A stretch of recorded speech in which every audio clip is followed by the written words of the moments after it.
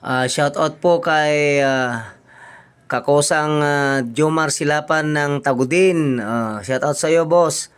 Natapos ko ng i-machine shop i-convert itong sarili mong arm na binigay mo sa akin nung minsan. So eto na, naging Bullion Hilux conversion na, naging Hilux na yung arm mo na original. Yon, ganyan pang original. Parang ahas yung kanyang busing. Yan mga tropa, yan. Ginawa ko lang pang Hilux. 4 ang tornilyo na high tensile.